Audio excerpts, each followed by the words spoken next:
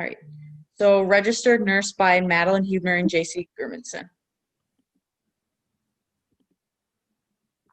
So a registered nurse is an individual who holds a degree in nursing that works besides the physician in different care facilities to give a patient the needed treatment for various medical conditions such as preventions and injections.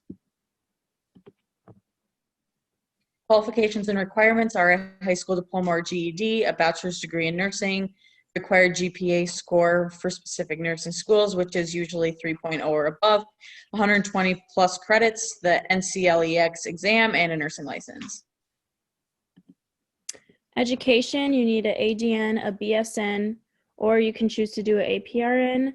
You all need an NCLEX exam, a RN license, and then some nursing schools require the National League of Nursing Pre-Admission exam, the PAX, or the nursing entrance test, the NET.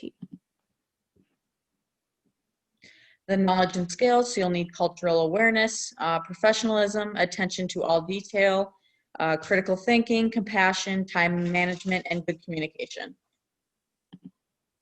Professional associations are the American Nurses Association, National League for Nursing, Academy of Medical Surgical Nurses, American Association of Critical Care Nurses, American Academy of Nursing, Sigma Theta Tau International Honor Society of Nursing, and Society of Pediatric Nurses. The pros and cons. Pros are high demand, you get to help others, multiple job opportunities, a good flexible salary, a good schedule, trusted profession, and a high rate of job offerings. The cons are physical demand, long hours, exposure to sickness and illness, can cause stress, a lot of pressure, and can have emotional situations. And then a salary has a huge differing effect based on your experience and where your job is located. Minnesota ranks 13th for the highest paying salary at $80,130 and $38.52 per hour. Any RN with the experience can move up in their level of work, such as a nurse, anesthetist, nurse midwife, or nurse practitioner, all being of RN work, but being an advancement in health career. And then registered nurses' schedules can vary based off their position. Their work aspects, so they're running and analyzing diagnostic tests, they're dressing wounds and incisions, reviewing and determining different treatment plans, helping doctors during surgeries, guiding patients in different healthy habits, and providing emotional support to different patients and families. And then the non-science part of the job, registered nurses don't only need strong communication skills, but people skills to take care of their patients. They need to do different types of charting for each patient, communicating with the doctors. They also have to know knowledge with insurance companies for different medical purposes to be able to chart and send in different results and fill different prescriptions.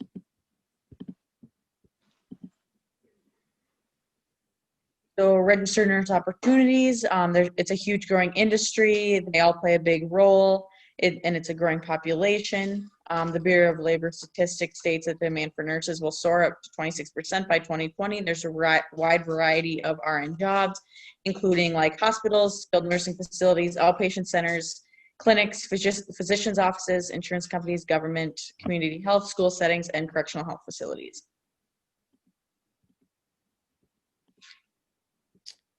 Meeting with people, there's like many different ways you can meet with people. Finding people in the job field, looking them up on LinkedIn. We personally did a Zoom call, asking different questions about what their day looks like, what schedule they have, favorite things about their job, etc. So our interview was conducted over Zoom with Ann Pribble. She currently works in the Wright County area at Stellus Health. So the first question was, how did you get into this career? She always just knew she wanted to be part of this career, and so she just pursued it all the rest of her life. Question 2, if she had any advice for us, she just said kind of, have a physically emotional mindset with taking care of different patients and making sure that we know all the technical skills to it. Question 3 is like what a typical day looks like or schedule. So she works Monday to Thursday, Friday from 7:30 to 5. Tuesdays are from 8 to 8, and Wednesday she has off. Typically, she'd pick up a weekend schedule, but sometimes she doesn't. She has 10 to 22 patients a day, ranging from different acute cares. Question 4, what does she like and dislike? So she just loves building relationships with her patients and taking care of different people. She does not like the paperwork and insurance issues that can come with the job. So question 5 is, could you speak about your work balance? So her work balance is definitely difficult, even having the schedule that she does have. It can just be mentally exhausting for her and not having the mental energy that she needs to take care of her kids. Question 6 is, how long has she worked? She's worked in the career for 8 years. Question 7, what has been more valuable in your career, education or experience? She said experience has definitely been more valuable. She just learned so much more from it. Has this job career changed since you started? She said the only thing that really changed has been like the different charting requirements, just to make sure that insurance companies are happy. Question 9 is the major qualifications for success. So just good communications, patience, open-minded, and compassion, because you will have different people and patients that you work with that have, each individual has their own challenges. Question 10 is, what kind of employment outlook is the career, and like, is the career in good demand? The employment field is awesome, especially now that telehealth has come out. We are very short care providers in the country, but her career is pretty good in PCP. In schools that offer the program, there's 996 programs offered in the U.S., and the 4 colleges we decided to speak on were Duke University, Johns Hopkins University, University of North Carolina, Chapel Hill, and University of Pennsylvania. So Duke University happened to be our number 1 pick because it's ranked number 2 in the U.S. Their nursing program has a lot of hands-on situations, so their students can engage and learn more in different aspects of nursing. Duke is one of the highest ranked in all aspects of their nursing degrees. Duke also has different aspects to do with their nursing program, and you must have a 3.0 GPA on a 4.0 scale to get in. Johns Hopkins University, they're ranked number 1 in the nation. They have a 3.9 GPA or above with 18% acceptance rate. They're a private school, lots of hands-on work experience for nursing students, and they have scholarships and free rides. So the University of North Carolina, Chapel Hill, it's number 1 public school of nursing in the nation. 97% of the BSN graduates were employed within 3 months of their graduation. Lots of scholarship monies available. 98.3% of their students pass the exam, and a lot of hands-on experience and lots of great opportunity. And then lastly, University of Pennsylvania.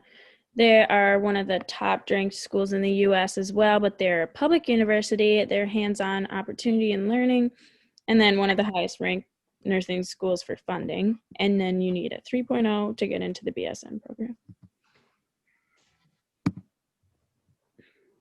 So Duke University requirements, earn the BSN, GPA of 3.4 or above on a 4.0 scale, the record exam, but it's not required, a resume, current license as a registered nurse in the state, undergraduate statistics courses, transcripts from all post-secondary institutions, 3 letters of reference, personal statement, and a telephone or in-person interview may be part of your admissions process. And then for Johns Hopkins, you need a bachelor's degree, GPA of at least a 3.0 on a 4.0 scale, 3 letters of recommendation, official transcripts, GRE scores are accepted but not required, 2 application essays, a current resume, and then TOEFL or IELTS if you do not speak English. So for the University of North Carolina, Chapel Hill, you must earn a cumulative GPA of at least 2.8, must be eligible to return to institutions, must have completed at least 3 of the 5 key science courses needed. A minimum of a grade of a B- is required in the courses. Must be on track to complete all general education requirements, must have earned at least 60 credit hours prior to beginning in the course, and nursing does not accept pass or fail grades for any of the key prerequisites. And then for Pennsylvania, there's an $80 non-refundable application fee. You have to complete an online application. Transcripts, there's unofficial transcripts from your accredited BSN program, and all undergraduate and graduate schools must be uploaded for review process. Official transcripts are only required if offered admission and can be sent electronically. Verification that you've completed the requisite statistics class, GRE scores, which have to be 3.2 or higher. 3 letters of recommendation, response to essay questions, copy of your active RN license, and then an interview.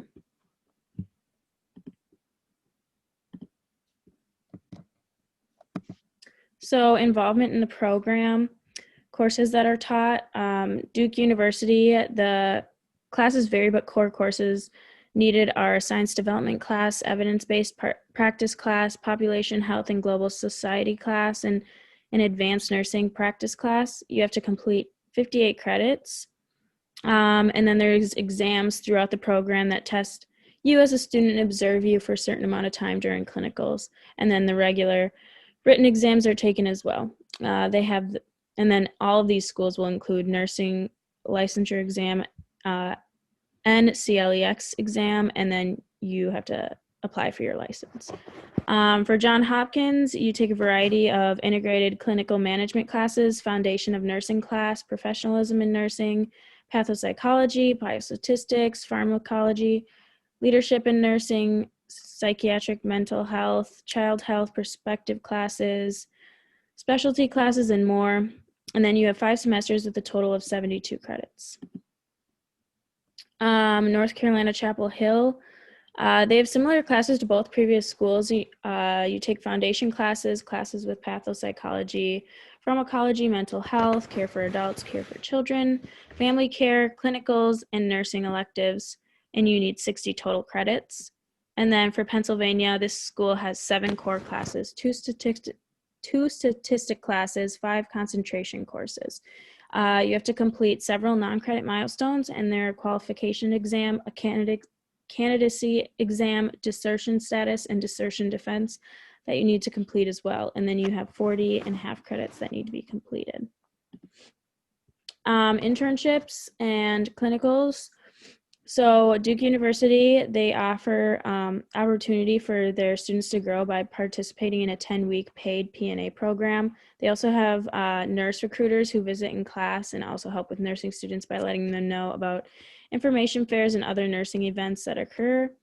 Johns Hopkins, they are offered paid positions called a clinical nurse extern, and then clinicals are taken every semester but one.